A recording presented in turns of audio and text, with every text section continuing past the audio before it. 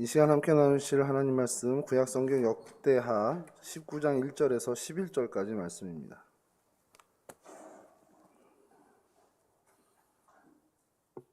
역대하 19장 1절에서 11절까지 저랑 한 절씩 교독하겠습니다. 유다 왕 여호사밧이 평안히 예루살렘에 돌아와서 그의 궁으로 들어가니라.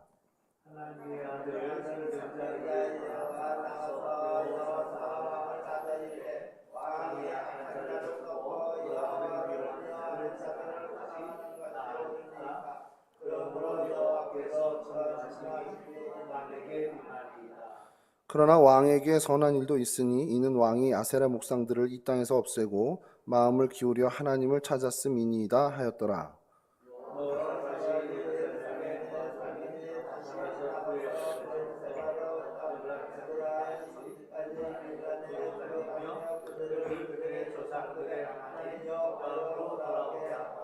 또 유다 온 나라의 견고한 성읍에 재판관을 세우되 성읍마다 있게 하고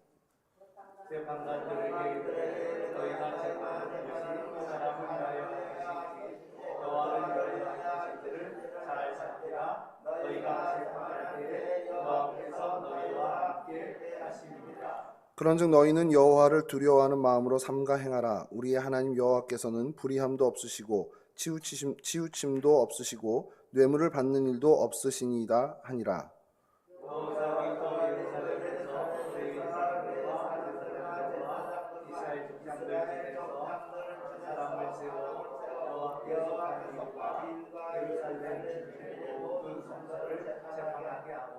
그들에게 명령하여 이르되 너희는 진실과 성심을 다하여 여호와를 경외하라.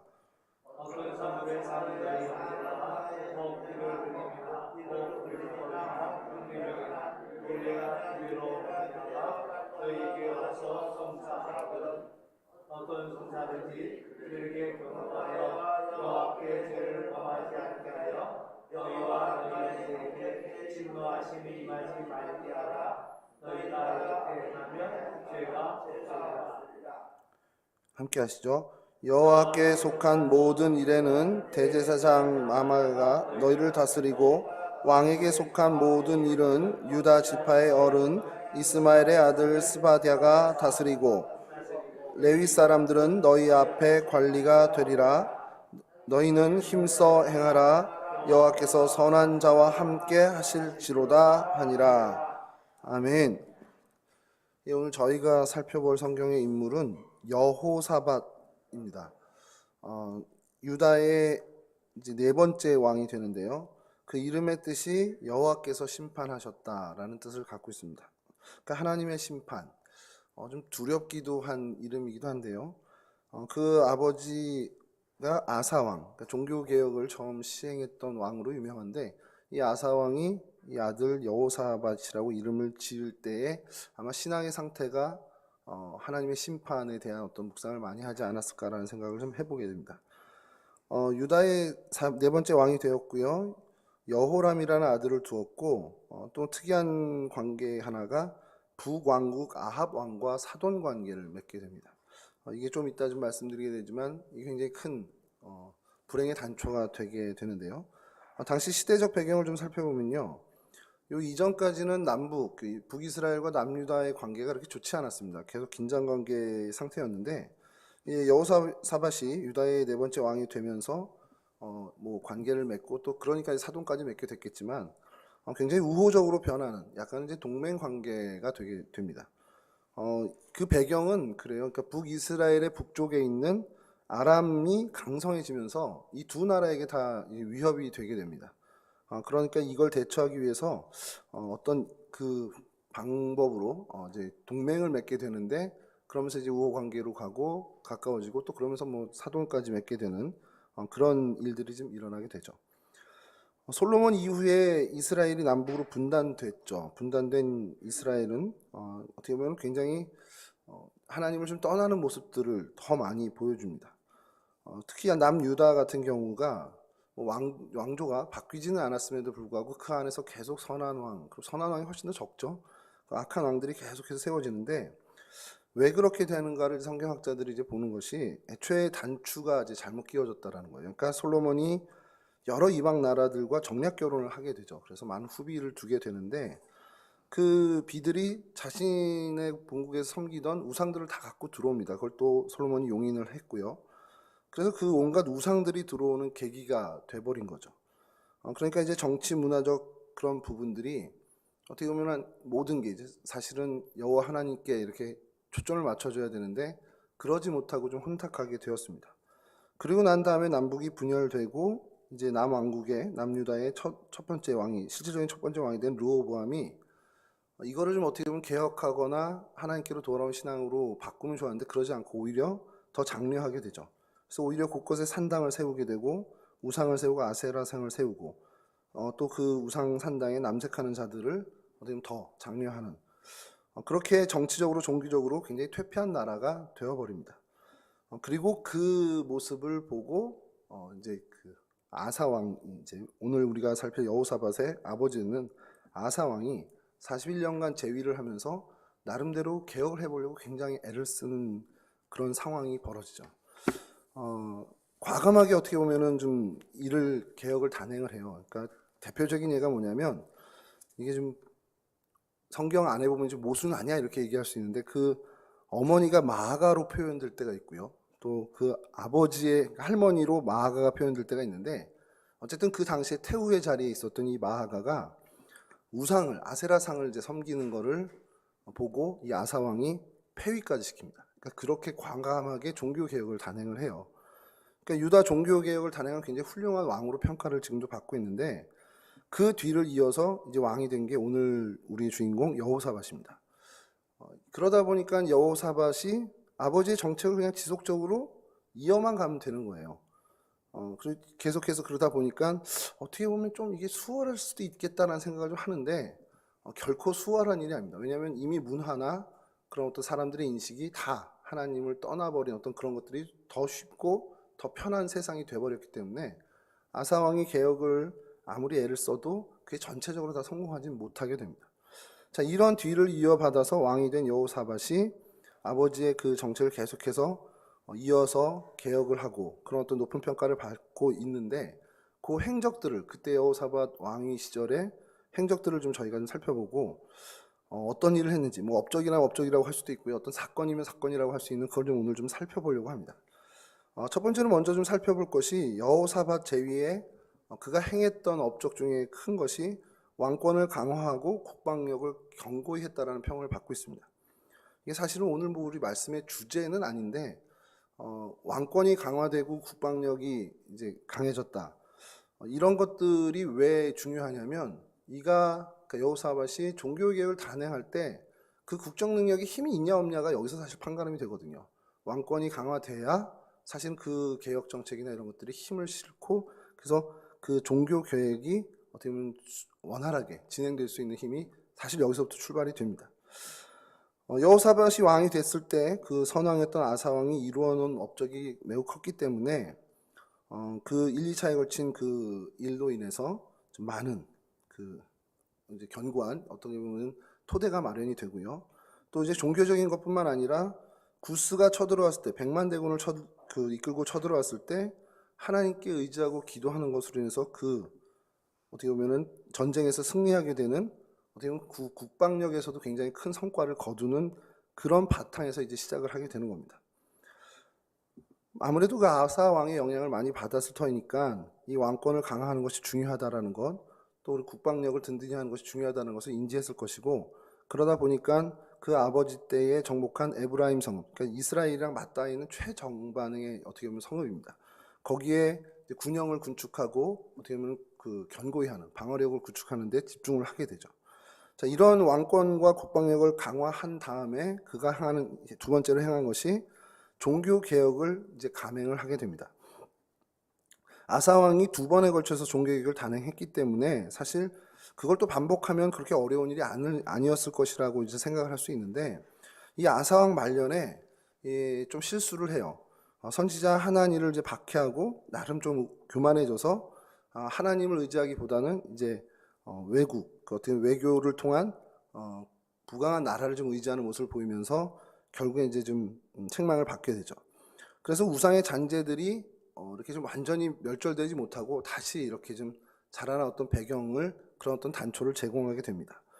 그래서 그런 상황에서 이 여호사밧이 종교개혁을 시작하는데, 이 여호사밧의 종교개혁이 왜 좀 중요하냐, 성경학자들이 이제 집중하게 되는 이유가, 이게 시대를 막론하고 이 단계를 거치는 게 참 잘 되더라. 그러니까 하나님 안에서 신앙을 개혁하고 나를 개인이든 공동체든 신앙적으로 소송케 되는 그 단계가 이 여호사밧의 종교개혁의 순서를 따르는 것이 가장 좀 모범적이었더라라는 평을 받는다는 겁니다. 그러니까 뭐냐면 첫 번째 단추를 어떻게 끼냐, 뭐 종교개혁에 마음이 있었든 아니면 아버지의 그 정책을 이어받든 간에 이제 종교개혁을 시작하는데, 그 출발을 어떤 제도를 바꾸는 것, 어떤 뭐 성전을 정하는 이런 걸로 출발한 것이 아니라 스스로 신앙을 겸비하는 개인의 삶에서부터 출발을 했다라는 겁니다. 역대하 17장 3절에서 4절 말씀인데요. 여호와께서 여호사밧과 함께 하셨으니 이는 그가 그의 조상 다윗의 처음 길로 행하여 바알들에게 구하지 아니하고 오직 그의 아버지의 하나님께 구하며 그의 계명을 행하고 이스라엘의 행위를 따르지 아니하였음이라. 그러니까 여호사밧은 종교 개혁을 이제 단행하기에 앞서서요, 자신이 먼저 스스로 신앙적으로 하나님 앞에 하나님만 바라보는 결단을 했다라는 겁니다. 특별히 그가 모델을 좀 삼았는데, 자기 아버지도 아니고 솔로몬 왕도 아니고 다윗 왕을 그의 모델로, 롤 모델로 삼은 거죠.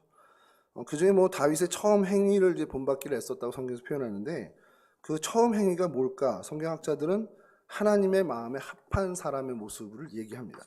그래서 하나님 마음에 합한 그런 다윗의 모습을 이제 따라가고자 마음의 결단을 한 거죠. 성경에서 다윗의 그 하나님의 마음에 합한 자라는 모습을 구체적으로 얘기하면 참된 믿음을 소유했다라는 부분, 또 하나님의 영에 감동되어 살았다는 것, 그리고 백성을 참으로 사랑할 줄 아는 왕이었다라는 것을 얘기합니다. 그러니까 여호사밧도 그런 왕, 그런 사람이 되기 위해서 노력을 했다라는 거예요. 이게 성경에서 인정해 주는 겁니다. 하나님께 구하고 하나님의 계명을 준행하고, 그래서 하나님의 사람들을 사랑하려고 노력했던 그 결단이 있었다라는 거죠. 이런 개인의 어떻게 보면 소송에서부터 출발을 했다는 거예요. 그러면서 이어지는 이제 개혁의 그 단계는 나라 전역에 아직도 잔재되어 있는 우상들을 척결하기 위해서 노력합니다. 성경이 그거에 대해서 이렇게 얘기를 하는데요. 역대하 17장 6절에 그가 전심으로 여호와의 길을 걸어 산당들과 아세라 목상들도 유다에서 제거하였더라. 뭐 세 번역은 뭐 거의 같은 표현인데 이렇게 합니다. 그는 오직 주님께서 지시한 대로 살기로 다짐하고 유다에서 산당과 아세라 목상을 없애버렸다. 그러니까 온 마음을 다해서 이 산당과 아세라, 그러니까 우상을 없애는데 정말 온 마음을 다했다라는 겁니다. 그러니까 이게 개인이든 공동체든 국가든 민족이든 이 영적 개혁에 있어서 사실 이 순서를 보이는 게 굉장히 어떻게 보면은 모범적이다라는 것을 이야기한다는 겁니다. 자, 여기에 또 하나 이제 추가되는 것이, 이렇게 우상 타파를 위해서 애쓰고 전심을 다해서 정말 거기엔 진심이었던 이 여호사밧이 그걸로 딱 끝내면 보통이 거기서 끝내거든요. 보통 이제 역사 속에서 우상 숭배를 다 척결하고 산당을 파괴하게 하고 이런 걸로 다 이제 마무리가 되는데, 이게 여기서 끝나면 안 되는 걸 이 여호사밧은 정확히 알았던 것 같습니다. 이 여호사밧이 우상을 척결한 일에 머물지 않고요, 여기에 하나 더 나가서 백성들의 의식을 변화시키려고 애를 씁니다. 그래서 역대하 17장 7절에서 9절인데요. 그가 왕위에 있은 지 3년에 그의 방백들 벤하일과 오바댜와 스가랴와 느다넬과 미가야를 보내어 유다 여러 성읍에 가서 가르치게 하고, 또 그들과 함께 레위 사람 스마야와 느다냐와 스바댜와 아사헬과 스리라못과 여호나단과 아도니야와 도비야와 도바도니야 등 레위 사람들을 보내고, 또 저희와 함께 제사장 엘리사마와 여호람을 보내었더니 그들이 여호와의 율법책을 가지고 유다에서 가르치되 그 모든 유다 성읍들로 두루 다니며 백성들을 가르쳤더라. 백성들 생활 속에 만연해 있는 이 우상 문화를 이제 제거하고 거기서 그치면은 다시 돌아갈 수밖에 없는 걸 안 겁니다. 그래서 이제 대안을 제시해 주는 거죠. 대안을 제시해 주지 않으면 백성들의 마음이 여전히, 그러니까 그거 있잖아요. 이렇게 신앙심을 막 갖고 있다가 그게 단절되면 그걸 어딘가에 쏟으려고 이제 사람들은 그 심리적으로 또 다른 걸 찾게 되거든요. 그러니까 그런 것들을 미연에 방지하기 위해서 그 빈 자리에 하나님의 말씀을 채우려고 이 대대적인 계몽 운동을 단행하게 됐다는 겁니다. 제사장들도 뽑죠. 레위 사람들도 뽑죠. 그래서 각 유다의 성읍으로 다니면서 순회하면서 하나님의 율법책을 가르치게 한 겁니다. 하나님의 율법을 가르치게 한 거죠. 이게 여러분 저는 이 장면을 좀 상상하면, 야, 이거 어떤 팀을 만드는 거예요. 우리 이제 어릴 때, 뭐 제가 청년 때, 벌써 어릴 때라고 얘기를 해야 되네. 제가 청년 때 시골 교회들 여름 성경학교 해주러 가고 막 이랬거든요. 제가 전에 있던 교회에서도 그 기억 때문에 청년들을 이렇게 모아가지고 시골에 있는 청양에 있는 교회 가서 어린이 성경학교를 좀 해주고 이렇게 했었는데, 그런 일들이 벌어진 겁니다. 막 정말 율법에 대해서 혹은 어떤 그 지역 문화에서 하나님의 그 여호와의 신앙을 좀 흐릿하게 했던 그런 지역으로 가서 그 성읍마다 다 가서 레위인과 제사장들이 가서 하나님의 말씀을 전심으로 가르치는 겁니다. 그 일을 했다라는 거죠. 저는 이 부분이 여호사밧이 행한 그 종교 개혁의 어쩌면 제일 중요한 포인트가 아닌가라는 생각을 해요.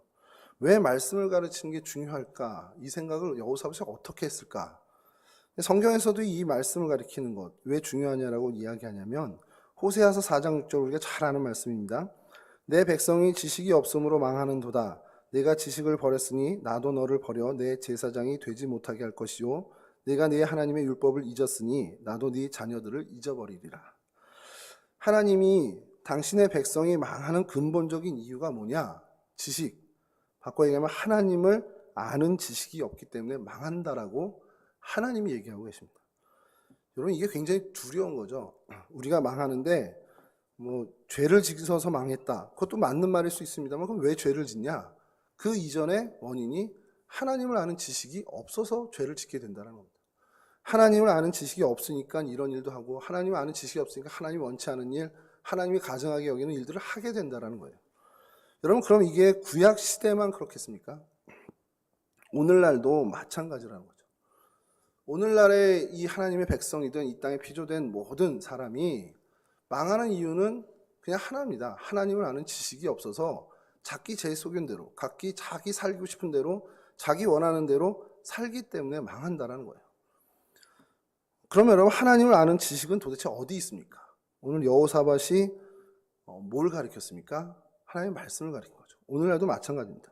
하나님을 아는 지식은 결국 하나님의 말씀을 배우는 것에서 시작되고, 거기에 하나님을 아는 지식이 들어있다는 것이죠. 이 여호사밧의 종교개혁, 개인이 먼저 소송해서 하나님을 따르기로 결정. 그래서 그런 생각이 좀 들어요. 그 신앙생활을 할 때, 이따 좀 다시 한번 얘기를 하겠지만, 뭔가 이렇게 좀 어떻게 해야 되지 잘 갈피를 못 잡을 때는 신앙생활 잘 하시는 선배님들 있잖아요. 가족 중에 어르신이든 그냥 무작정 따라하는 겁니다. 저는 개인적인 얘기라 좀 그렇긴 한데, 기도를 제가 어디서 배웠겠습니까? 제가 찬송하는 거 어디서 배웠겠습니까? 그냥 엄마 따라다니면서 는 거예요. 그러니까 엄마가 새벽기도 가니까 엄마 따라 그냥 따라가고, 중학교 때부터 아마 어머니를 좀 따라서 새벽기도 갔었는데, 그게 그냥 하게 된 겁니다. 아무 결단이 있었던 것도 아니고, 근데 그게 몸에 배고 체질이 되다 보니까 기도해야 되는 거구나, 사람이 예배를 드려야 되는 거구나, 이런 걸 따르게 되는 거죠. 여호사밧도 사실은요, 제가 이렇게 보건데 다윗을 품고 다윗의 길을 행하려고 노력하다 보니까 이 종교 개혁의 의지도 생기고, 또 하나님의 그런 하나님을 향한 열정도 더 일어나게 됐다는 거죠. 사실 우리는 유리합니다. 여호사밧은 따를 사람이 다윗이나 그 위에 아브라함 이 정도잖아요. 저희는 우리의 신앙의 선배도 많지만 더 중요한 분이 계시잖아요. 예수 그리스도가 계시잖아요. 신앙의 모범이 되고 우리의 모든 것의 표준이 될 수 있는 예수의 행적을 우리는 잘 압니다. 예수님의 기도도 알고요. 예수님이 가르쳐 주신 기도도 있고, 예수님이 어떻게 죽기까지 하나님께 순종했는지도 우리는 압니다. 우리는 예수님을 품고 예수님의 길을 따르기면 돼요. 말은 이렇게 쉬운데 이게 쉬운 일은 아니지만 우리에게는 모델이 있다라는 겁니다. 여하튼 이렇게 여호사밧이 종교개혁을 이렇게 감행하고 나니까 하나님이 이 남유다에 복을 허락하셨다고 성경에서 이야기합니다. 그래서 세 가지 복을 주셨는데, 여호사밧이 부귀와 영광을 떨쳤다라는 거예요. 역대하 17장 5절인데 이건 지금 간단하게 읽어드리겠습니다. 그러므로 여호와께서 나라를 그의 손에서 견고하게 하심에 유다 무리가 여호사밧에게 예물을 드렸으므로 그가 부귀와 영광을 크게 떨쳤더라. 이게 첫 번째고요.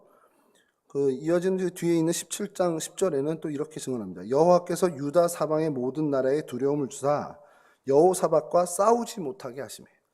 그러니까 유다의 모든 사방에 다른 나라들에게 두려움을 줘서 전쟁이 그치게 해주셨다는 겁니다. 그리고 역대하 17장 11절 그 이어지는 뒤에서 블레셋 사람들 중에서는 여호사밧에게 예물을 드리며 은으로 조공을 바쳤고 아라비아 사람들도 짐승 떼 곧 수양 7,700마리와 수점소 7,700마리를 드렸더라.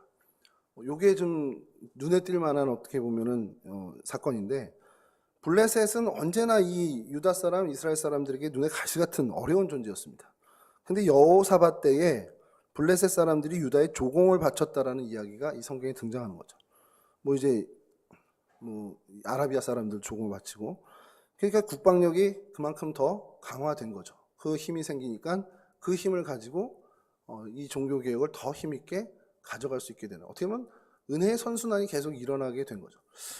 하나님이 이렇게 복을 주셨는데 여호사밧이 나 이제 복 받았어, 이거면 충분해라고 그냥 그치지 않고 계속해서 하나님을 위해서 다윗의 길을 가기 위해 애썼던 것이 어떻게 보면 굉장히 중요한 이 은혜의 선순환의 원인이 아닐까라는 겁니다. 뭐 여담으로 이 국방력이 얼만큼 크게 강화됐냐라는 것을 좀 이제 조사한 그 기록이 있어서 좀 찾아봤는데, 성경에도 나옵니다. 역대하 17장에 이 여호사밧 시절에 군대가 어땠는지. 그래서 좀 간단하게 보면 뭐 천부장의 이름인데 아드나가라는 사람이 있는데 30만 명을 거느리고 있었고요.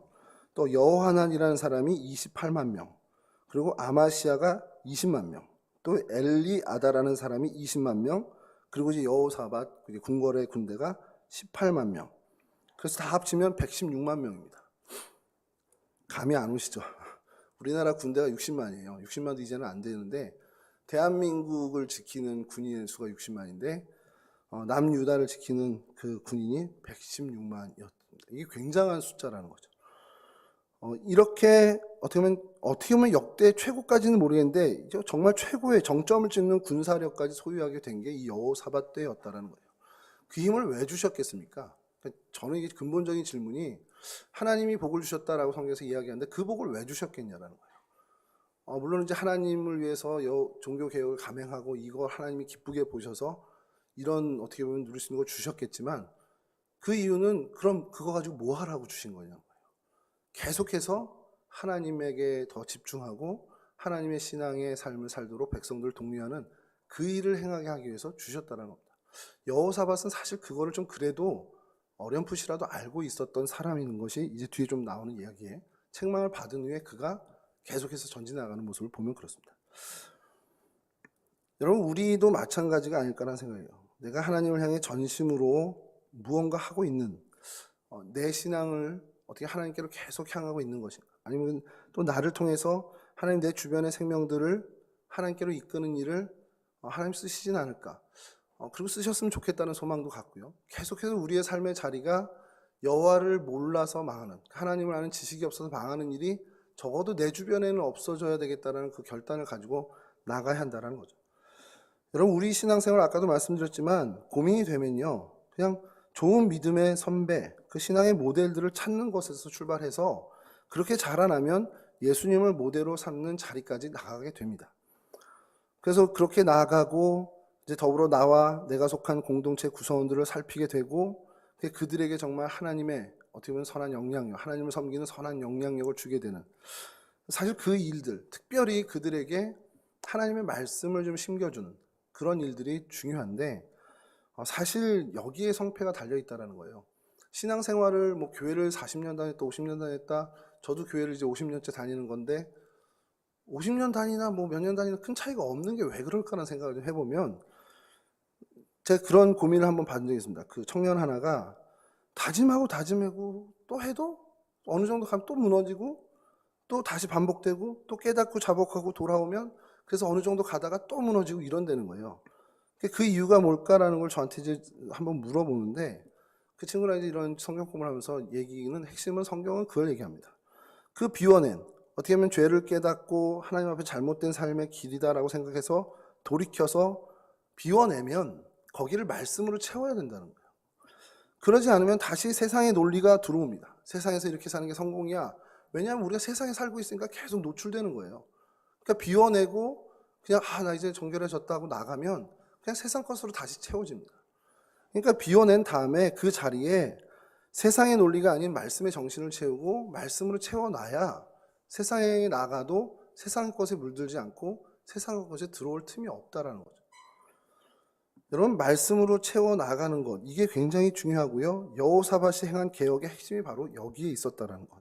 이게 오늘 2022년을 사는 저희들에게 굉장히 중요한 시사 그리고 교훈이 된다는 사실을 우리가 좀 기억하고요. 그래서 하나님 말씀에 더욱 집중하는, 하나님을 아는 지식에 더 집중하는 저와 여러분들이 되기를 간절히 바랍니다. 이어지는 사건이 또 발생되는데 이제 이거는 좀 부정적인 일이긴 합니다. 여호사밧이 책망을 받는 사건이 벌어져요. 하나님 앞에 바른 종교 개혁을 단행하고 나라가 견고해지고 또 하나님이 그거 더 잘하라고 복도 주셨습니다. 그래서 앞에 말씀드린 것처럼 부귀영화가 떨치기까지 그리고 많은 군사력까지 얻게 되죠.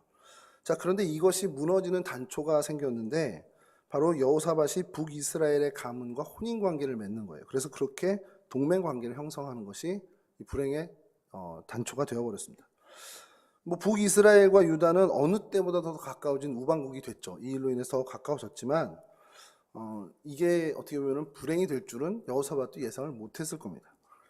여호사밧이 한 번은 북이스라엘 왕의 초대를 받아 갑니다. 그래서 북이스라엘이 왜 불렀냐? 길랏 라못을 치러 가는데 나 좀 도와줘. 같이 가자라는 거예요. 같이 길랏 라못을 좀 치러 가자. 자, 그렇게 이제 하기로 하고 가는데 그래도 여호사밧이잖아요. 아합과는 좀 다른, 결이 다른 사람이니까 이 선지자들을 이제 물어보자는 거죠. 그러니까 우리가 전쟁에 나가면 어떻게 될지 선지자들, 하나님이 이 선지자들 통해서 어떤 말씀하실지 들어보자라는 거예요. 근데 40여 명에게 물어보는데 다 한결같이 하나님이 승리를 줄 것입니다라고 북이스라엘에 있는 선지자들이 이렇게 예언을 해요. 여호사밧이 가만히 들어보니까 이게 그냥 하나님 말씀이 아니라 뭔가 듣기 좋은 말을 하는 것 같더라는 거죠. 그래서 좀 내키지 않은데 그래서 다른 선지자 없냐고 이제 찾아요. 근데 이제 아합 왕이 약간 곤혹스럽게 한 명 있긴 있는데 그 사람은 계속 흉한 한다고 내가 별로 안 좋아해요 이렇게 얘기하는 겁니다. 근데 여호사밧이 그냥 그런 소리 말고 좀 들어보자 라고 해서 결국 이 미가야가 오게 됩니다. 그 미가야를 부르러 간 사이에 이제 시드기야라는 선지자가 있는데 아마 그 대표 선지자였던 것 같아요. 근데 이 사람이 굉장히 퍼포먼스가 좋았던 사람인 것 같습니다. 철을 가지고 와서 그 뿔을 만들어요. 철뿔을 만들고 갖고 와가지고 왕에게 주면서 아람 사람을 진멸하러 가실 때 이걸 가지고 승리를 하실 겁니다. 하면서 이렇게 드리는 겁니다. 그래서 굉장히 퍼포먼스가 좋은 거죠. 그러니까 누가 봐도 그냥 확 혹할 수 있는 그런 상황인데 그때 이제 미가야 선지자가 도착을 해서 이제 묻죠. 왕이 물어서 하나님이 어떤 말씀을 주시더냐 이렇게 했더니 이 미가야 선지자가 이렇게 얘기합니다. 역대하 18장 16절인데요. 그가 이르되 내가 보니 온 이스라엘이 목자 없는 양같이 산에 흩어졌는데 여호와의 말씀이 이 무리가 주인이 없으니 각각 평안히 자기들의 집으로 돌아갈 것이니라 하셨나이다 하는지라. 그러니까 뭐예요? 나갔다가 이제 지도자가 없어지고 그 사람들은 그냥 다 흩어진 양처럼 그냥 각각 집으로 돌아오는 패전을 얘기하는 겁니다. 자, 이렇게 얘기하니까 아합이 짜증을 내는 겁니다. 내가 말하지 않았냐고. 저 사람 항상 나쁜 일로만 예언한다고 이 얘기를 해요.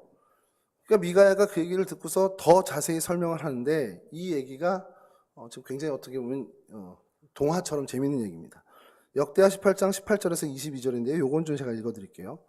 미가야가 이르되 그런즉 왕은 여호와의 말씀을 들으소서. 내가 보니 여호와께서 그의 보좌에 앉으셨고 하늘의 만군이 그의 좌우편에 모이시고 섰는데 여호와께서 말씀하시기를 누가 이스라엘 왕 아합을 꾀어 그에게 길랏 라못에 올라가서 죽게 할까 하시니 하나는 이렇게 하겠다 하고 하나는 저렇게 하겠다 하였는데 한 영이 나와서 여호와 앞에 서서 말하되 내가 그를 꾀겠나이다 하니 여호와께서 그에게 이르시되 어떻게 하겠느냐 하시니 그가 이르되 내가 나가서 거짓말하는 영이 되어 그의 모든 선지자들의 입에 있겠나이다 하니 여호와께서 이르시되 너는 꾀겠고 또 이루리라 나가서 그리하라 하셨은즉 이제 보소서 여호와께서 거짓말하는 영을 왕의 모든 선지자들의 입에 넣으셨고 또 여호와께서 왕에게 대하여 재앙을 말씀하셨나이다 이렇게 얘기를 합니다. 무슨 얘기입니까? 이 선지자들 40명이 다 거짓 영이 임한 거예요. 그래서 이 길랏 라못에 올라가서 아합을 죽이려고 그 거짓 영이 얘기를 하는 거라는 겁니다. 자, 그럼 대표격이었던 시드기야가 듣고 기분이 좋았겠습니까? 이렇게 얘기합니다. 역대하 18장 23절인데요. 그나아나의 아들 시드기야가 가까이 와서 미가야의 뺨을 치며 이르되 여호와의 영이 나를 떠나 어디로 가서 내게 말씀하시더냐 하는지라. 교만의 절정을 보여주는 겁니다. 미가야의 뺨을 치고 야, 하나님의 영이 나를 통과하지 않고 어떻게 너한테 가? 이렇게 얘기하는 거죠. 그러니까 나만 하나님의 이야기를 전하는 그런 선지자다라는 얘기를 합니다. 자, 이런 이게 어떻게 보면 혼란스러운 일이 벌어지니까 아합 왕이 미가야를 옥에 가두라고 얘기하면서 지시하는 게 고난의 떡과 고난의 물을 먹게 하라고 얘기합니다. 자, 이 상황을 여호사밧이 봤잖아요. 그 목전에서 요즘 우리 청년애들 얘기로 일렬 직관을 했단 말이에요. 자, 그러면 어떻게 해야 될까요? 제 상식으로는 여호사밧이 그래도 하나님께 참 그 다윗의 길을 가려고 애썼던 사람이라면 야, 이거 아니구나. 얼른 돌아왔어야 되는데 그러질 못했습니다. 이유를 이제 성경학자들은 많이 얘기하는데 결국 그런 동맹 관계 때문에 거기서 돌아가게 되면 이 동맹 관계가 깨지는 것을 염려한 것 아니냐 이렇게 얘기하는데, 그러니까 사회적으로 엮여있는 관계 때문에 오늘날도 마찬가지죠. 아, 이거 아닌데? 분명히 하나님이 아니라는 사인을 주셨는데도 엮여있는 관계, 입장, 내 얼굴 그런 것 때문에 거절하지 못하고 따라가는 경우가 있습니다. 여호사밧이 딱 그랬다라는 거예요. 따라가서 어떻게 됩니까? 아합은 전사하죠. 미가의 예언대로 죽습니다. 그리고 여호사밧은 정말 간신히 예루살렘으로 돌아오게 되죠.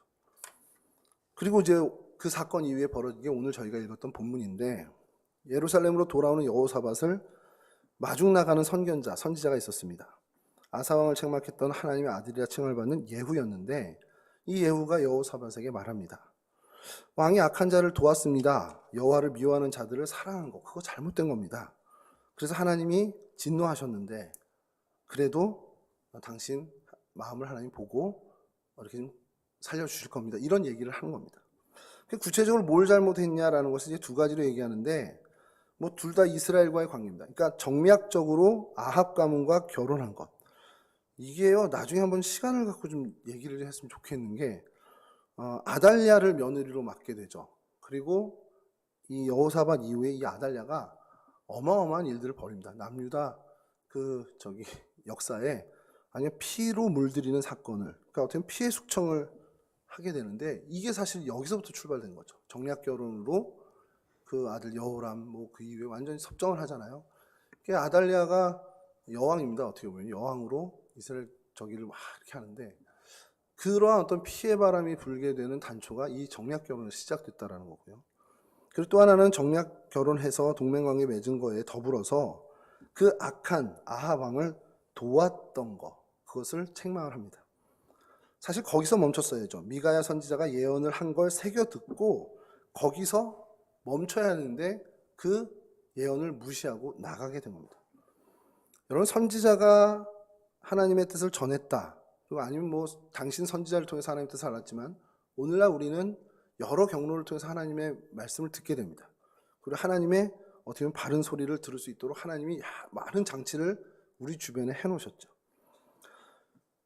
그러면 그 장치를 통해서 뭐 사람을 붙여줄 수도 있고요, 어떤 이야기를 듣는 자리로 이끌 수도 있고요, 그렇다면 그 소리에 귀를 기울이는 것이 우리에게 굉장히 중요하다는 겁니다. 여러분, 그래야 우리가 잘못에 빠지지 않고 하나님의 길, 주의 길을 온전히 갈 수 있게 된다는 것이죠. 여러분, 저희는 원래가 죄인이잖아요. 원죄의 속성을 갖고 있는 죄인입니다.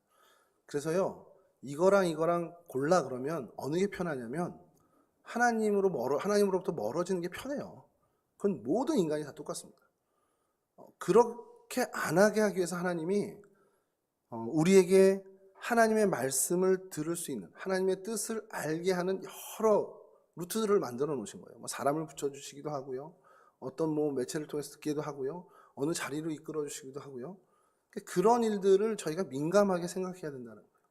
여호사밧이 북왕국 사마리아까지 가서 이 길르앗 라모스 치러 가야 되나 말아야 되나 고민할 때 하나님이 얼마나 급박하셨으면 이 미가야를 통해서 이런 얘기까지 하셨겠냐는 거예요. 그거는 아합을 멈추려고 하는 게 아니라 아합은 죽이려고 작정하셨고, 여호사밧을 멈추게 하기 위해서 하나님이 이 미가야를 보낸 거거든요. 아합이 어차피 가는 건 거짓 영이 돼서 된 거잖아요. 갈 거잖아요. 그럼 미가야를 보낼 이유가 없는데, 미가야를 보낸 이유는 여호사밧에게 멈춰라는 신호를 주시는 거란 말이에요. 그래서 저희들이 그게 굉장히 예민하게 기도하면서 그 마음을, 저희가 영적 예민함을 정말 계속해서 지켜나가야 한다는 겁니다. 그 소리에 귀 기울여야 되고요. 그래야 우리가 큰 죄악에 빠지지 않고 하나님의 뜻을 그나마 지키며 살아가는 하나님의 백성의 삶을 살 수 있게 됩니다. 자, 이 책망을 받은 이후에 여호사밧의 또 위대함이 보여지는 건, 여기서 그냥 끝났으면 참 안타깝다, 딱한 일이다 할 텐데, 여호사밧이 나름대로 하나님 앞에 회개하고 다시금 갱생하는 모습을, 정말 그 갱신의 모습을 보여줍니다. 바로 2차 개혁을 단행하는데요. 다시금 여호사밧이 브엘세바, 오늘 우리 본문입니다. 남유다의 최남단입니다. 저희 한라에서 백두까지 하듯이 브엘세바에서 단까지는 하는데, 이제 남유다만 치면 이 브엘세바에서 에브라임 산지, 남유다의 최북단이죠. 여길 두루 다니며 모든 백성들이 하나님께 돌아오도록 하는 그 일에 최선을 다했다는 겁니다. 동시에 재판을 개혁을 하게 되는데요. 이게 조금 좀 눈에 띄는 개혁인 것 같아요. 종교 개혁과는 조금 좀 다르긴 한데, 종교 개혁도 포함되어 있는 거긴 합니다만, 사법 재판을 이제 정비를 하는데요. 모든 성읍에 재판관을 세워서 공의로 나라를 다스리게 합니다. 그리고 재판관들에게 독특한 명령을 하는데, 역대하 19장 7절입니다. 그런즉 너희는 여호와를 두려워하는 마음으로 삼가 행하라. 우리의 하나님 여호와께서는 불의함도 없으시고 치우침도 없으시고 뇌물을 받는 일도 없으시니라 하니라. 오늘 저희가 읽은 본문인데요. 재판할 때 사람 위에 하지 말고 여호와 하나님을 위해서 하라라는 강력한 메시지를 주고 있습니다. 그러니까 이 재판의 현장에 너 재판관으로 세워지고 너 재판할 때 그 자리에 하나님이 계신다, 이 얘기를 굉장히 강조하는 거죠. 그러면서 여호와는 불의함 없으시지, 치우침도 없으시지, 뇌물도 받지 않으시지, 그러니까 너도 그렇게 해야 된다는 것을 얘기하는 겁니다. 굉장히 공정하고 바른 판단을 하라는 거죠. 그러면서 이제 이어진데, 이제 레위 사람 제사장들도 세워서 종교적인 문제, 오늘 표현에선 여호와께 속한 일, 이렇게 표현을 하고 있는데, 종교적인 문제의 송사까지도 이제 개혁을 단행을 하는 겁니다. 진실과 성실함으로 판단해서 여호와를 경외하는 모습을 보이라는 겁니다. 제가 왜 여기에 주목을 했냐면, 사법이 뭡니까? 법을 적용하는 거잖아요. 오늘날도 그렇고요. 인류 역사가 마찬가지인 게, 법을 적용하는데 공평하고요. 법을 적용하는데 이 차별이 없으면 정말 많은 사람들이, 아니 온 구성원들이 갈등 없이 살 수 있습니다. 정해진 약속을 약속대로 지키면 돼요. 근데 왜 이 개혁을 했겠습니까? 안 되니까. 이렇게 안 되니까. 힘 있는 자에게 이 법은 느슨한 게 되고, 힘없는 자에게는 법이 너무도 강력한 것이 되는 사회다 보니까 이것을 여호사밧이 개혁하면서 강행을 한 겁니다. 오늘날도 가만히 좀 생각해 보면 그래요. 누구에게는 이것이 별거 아닌 일이 되고 누구에게는 엄중한 일이 된다. 여러분, 그때부터 사회는 갈등이 생기고요. 사회 구성원들이 서로를 신뢰하지 못하게 됩니다. 여러분, 이게 그래서 종교개혁의 일환으로 이 사법을 개혁한 이유가 뭘까라는 것을 이 여호사밧을 보면서 참 많은 생각을 좀 하게 됩니다. 이게 개인의 어떤 삶으로 들어오면 어떨까요? 제가 이 설교를 준비해서 엄청나게 반성을 한 부분이 이겁니다. 아버지로서 제가 집에서 나름대로 집안의 룰을 정하잖아요. 물론 제가 정하는 건 많지 않고 저희 집사람이 많이 정하는데, 정해놓고 적용할 때 딸한테는 느슨하고 아들한테는 되게 엄격합니다. 이게 저희 집안의 평화를 깨는 걸 제가 오늘에야 알았습니다. 야, 이게 안 되는구나. 아들에게도 딸에게도 똑같이 적용해야 되는구나. 거기서부터 출발을 해야 되는 거예요. 이게 근데 여러분, 바꿔 얘기해서 우리가 사람을 대할 때도 마찬가지입니다. 이 사람을 사랑하고 저 사람을 사랑하고 한 공동체 안에 모든 사람을 같은 가치로 사랑하고 같은 가치로 대해야 된다는 거예요. 이 사람은 나랑 좀 친하니까 더 많은 것으로 내가 이쁘죠. 물론 사람이니까 그런 게 생길 수 있지만, 우리는 그러면 안 그러기 위해서 노력을 해야 된다는 겁니다. 모든 사람을 사랑하고 저 사람과 이 사람의 가치는 동등하다. 하나님 앞에 우리는 모두가 같은 가치다 라는 것을 가지고 공명하게, 정말 공의로 사랑으로 대해야 한다는 것이죠. 그러니까 무조건 사랑의 마음으로 대하라는 게 아니에요. 하나님이 여기서 야, 다 하나님 봐주실 거예요. 재판관들한테 그렇게 얘기 안 하셨잖아요. 하나님은 불의를 행하지도 아니하고 치우침도 없는 분이라는 거예요. 그러니까 우리가 하나님의 사랑으로 사람을 바라보지만 하나님의 공의로도 이 사람들을 같이 정당함으로 대해야 한다는 겁니다. 무작정 품으라는 것도 아니고 무작정 용서하라는 것도 아닙니다. 정말 공정하게 정의롭게 사람을 대하고 하나님의 사랑의 눈으로 하나님의 공의의 눈으로 모든 사람을 바라보고 하나님의 마음을 가지라는 거죠. 그런 자세를 우리에게 요구하고 계시다는 겁니다. 이게 종교개혁에 들어있다는 게 참 어떻게 굉장히 고무적인 일이 될 수 있다는 거죠. 자, 그러면서 이제 다섯 번째 일이 벌어지는데 여호사밧 시절에 일어난 아마 큰 사건 중에 이게 큰 사건일 겁니다. 이제 전쟁이 일어납니다. 모압, 암몬, 마온 사람들이 연합군을 형성해서 유다를 치러 올라오는데요.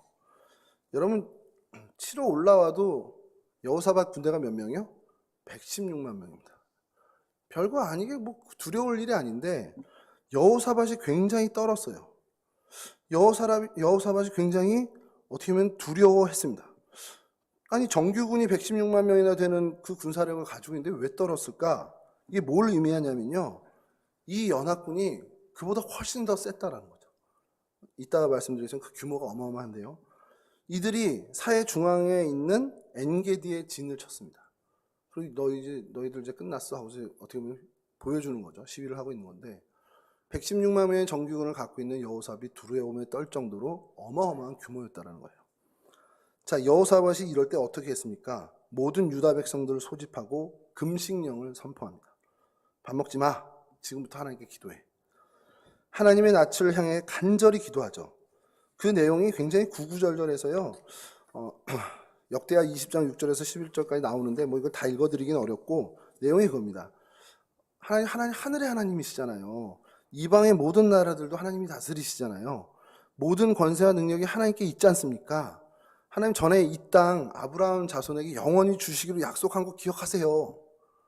그리고 주님께서 성전을 짓고 이곳에서 기도하면 재앙이나 난리나 견책이나 전염병 이 모든 것을 위해서 기도할 때 하나님 들어주신다고 하지 않았습니까? 라고 하나님께 간절히 애걸복걸하는 겁니다. 그러면서 이 암몬 모압에 대해서 얘기할 때 암몬 모압 이 세일산 사람들을 진멸할 때 하나님이 하지 말라고 해서 안 했잖아요. 그런데 하나님 그 사람들이 우리를 지금 멸하러 옵니다. 어떻게 좀 살려주세요 라는 기도를 합니다. 그러면서 마지막에 이런 말로 기도를 마무리하는데요. 역대하 20장 12절입니다. 우리 하나님이여 그들을 징벌하지 아니하시나이까. 우리를 치러 오는 이 큰 무리를 우리가 대적할 능력이 없고 어떻게 할 줄도 알지 못하옵고 오직 주만 바라보나이다. 나 아무것도 못해요 하나님. 뭐 능력이 없어요. 이거 뭐 해결할 방법이 없습니다. 그냥 하나님만 바라보고 있습니다. 이 기도를 마무리합니다. 자, 그랬더니 하나님의 영이 이 회중 가운데 있는 레위 사람 야하시엘에게 임해서 왕에게 하나님의 말씀을 전합니다. 역대하 20장 15절인데요. 야하시엘이 이르되 온 유다와 예루살렘 주민과 여호사밧 왕이여 들을지어다. 여호와께서 이같이 너희에게 말씀하시기를 너희는 이 큰 무리로 말미암아 두려워하거나 놀라지 말라. 이제 여기서 핵심입니다. 이 전쟁은 너희에게 속한 것이 아니요 하나님께 속한 것이니라.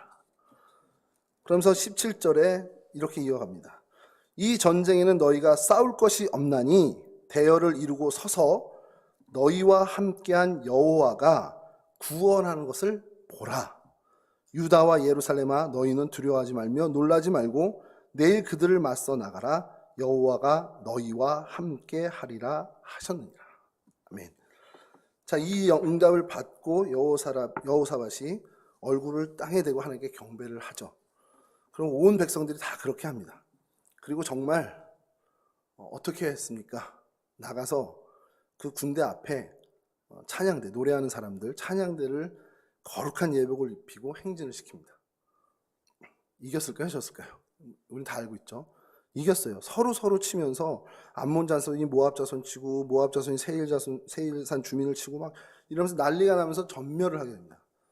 얼만큼 이 규모가 컸냐면 그들이 놓고 간 전리품을 거두는 데만 얼마나 많은지 사흘, 3일이 걸렸어요. 여러분 이게 소문이 나겠습니까? 안 나겠습니까? 이제 엄청난 소문이 났겠죠?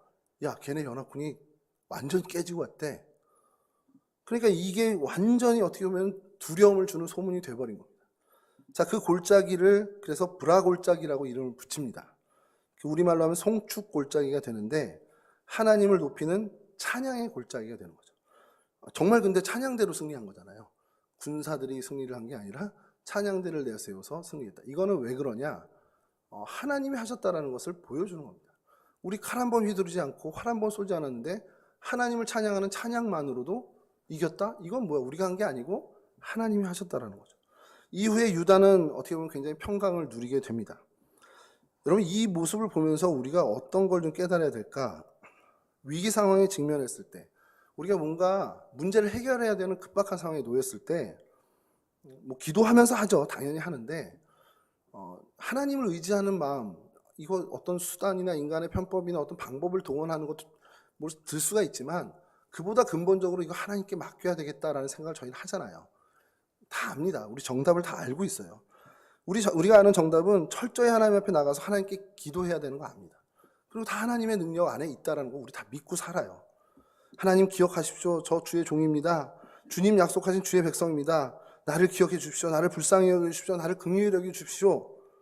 그러면 하나님, 나 이 상황을 극복하는 능력 없고 내가 어떻게 할지도 모르겠습니다. 정말 하나님만 바라보니 하나님이 나의 힘 되어 주십시오. 우리 그 정답은 잘 알고 있습니다. 정말 하나님께 겸비하고 기도하면서 반드시 하나님이 우리를 응답하시고 우리의 기도를 정말 들으셔서 분명 해결해 줄 거 우리는 압니다. 정답을 아는 걸로만 우리가 살아가고 있지는 않냐라는 거예요. 그 정답을 알고 정답대로 살면 되는데 그냥 정답을 아는 것으로만 머물러 있는 것은 아닌가라는 스스로의 반성을 좀 해보게 됐어요. 야, 이렇게 하면 맞죠? 하나님 이렇게 해주신다고 그랬는데 다 알아요. 근데 정답을 살고 있나? 이거에 제가 자신이 없는 겁니다. 그러니까 여러분, 우리가 정답을 아는데 그치지 말고요, 정답을 살아내는 능력의 백성이 되어야 한다는 겁니다. 저와 여러분들이 정말 이 일에 더욱더 집중할 수 있기를, 이 여호사밧의 기도를 보면서 정말 하나님만 바라봅니다. 그때 하나님이 뭐라고 응답하십니까? 이거 너한테 속한 거 아니야. 이거 나한테 속한 거야. 하나님이 대신해 주시겠다는 응답을 받게 된다는 거죠. 성경은 이제 여호사밧의 남은 행적에 대해서 쫙 얘기하는데 이건 좀 마무리를 그냥 간단하게 드리면요, 그냥 여호와 보시기에 정직히 행하려고 노력했다라는 거예요. 뭔가 이룬 것도 있지만 완벽하게 이룬 사람은 아닙니다. 산당을 완전히 완벽하게 제거하지 못한 그 어떻게 보면 실정이 있고요. 이스라엘의 악한 왕 아하시아와 또 교제를 합니다. 아합 왕 때 그렇게 당해놓고 또 그 다음에 아하시아 왕과 또 교제를 하게 됩니다. 그런 어떤 실정을 범하게 되는데 거기서도 그런 생각이 들어요. 우리 완벽하지 못하구나. 여호사밧도 완벽하지 못했구나. 우리도 완벽 못하구나. 그래, 우리는 애초에 완벽할 수 없는 존재구나. 그러면 여기서 포기하냐? 그게 아니라 그 자세를 우리가 어떻게 보면 바꾸고 그 자세가 중요하다는 걸 생각해야 된다. 계속 실패할 겁니다. 저와 여러분이 우리가 생각하는 정말 이상적인 신앙의 경지, 제가 죽을 때까지 저 거의 못 올라갈 겁니다. 그러면 어차피 못 가는 거 그냥 중도에 포기할까? 그게 아니라 방향을 놓치지 않는, 그 자세는 놓치지 않는 걸로 살아야 된다는 겁니다. 여호사밧을 보면서 우린 여호사밧의 결과를 압니다. 그가 그런 놀라운 일들, 하나님의 큰 쓰임을 받았음에도 어떻게 보면 그의 실정이 마지막에 있었어요. 알지만 여호사밧이 그 길을 걸어간 그 자세만을 가지고 하나님은 그를 선한 왕으로 인정해 주셨다는 겁니다. 저희도 마찬가지입니다. 하나님은 우리의 자세와 우리의 마음을 보시죠. 내가 정답을 아는 것으로 그친 게 아니라 정답을 살려고 애를 썼던 그 자세, 그 애씀과 그 땀 흘림을 하나님은 보신다라는 거, 그리고 그것을 의롭다 여겨주신다는 겁니다. 뭔가 이뤄내지 못했습니다. 그래도 우리의 그 방향, 놓치지 않고 그 방향을 향해 나갔던 그 자세를 하나님은 기뻐 받아주신다는 사실이죠. 아까 말씀드린 거지만 제가 저희 집에서 딸과 아들에게 공평정대하게 오늘도 못할 겁니다. 저는 분명히 가면 실수할 거예요. 근데 10번 실수할 거 9번으로 8번으로 7번으로 줄여는 갈 것 같습니다. 제로까지 가면 다행이지만 못할 겁니다. 그 전에 제가 죽을 것 같아요. 그런데 그 방향을 놓치지 않은 자세, 잊지 않고 살아가는 거, 그거 되게 중요하다는 겁니다. 마찬가지입니다. 우리가 하나님을 향해서 뭔가 이루고 뭔가 정말 큰 열매를 하나님께 드리면 정말 좋은데 내가 기대하고 내가 계획한 건 못해도 하나님이 그것을 위해서 애쓰고 수고했던 우리의 자세를 인정해 주신다니 얼마나 감사한 일입니까? 이 여호사밧을 통해서 우리에게 주신 이 교훈을 나의 정말 인생에 어떻게 보면 중요한 깨달음으로 삼고 정말 힘있게 살아가는, 정말 끊임없이 우리의 신앙을 갱신해 가는 저와 여러분들 되실 수 있기를 주님의 이름으로 간절히 축원합니다. 우리 함께 찬양하시고요. 주님 가르쳐 주신 기도 마칠 텐데요. 좀 전에 불렀던 주의 길을 가리 우리 함께 좀 찬양하도록 하겠습니다.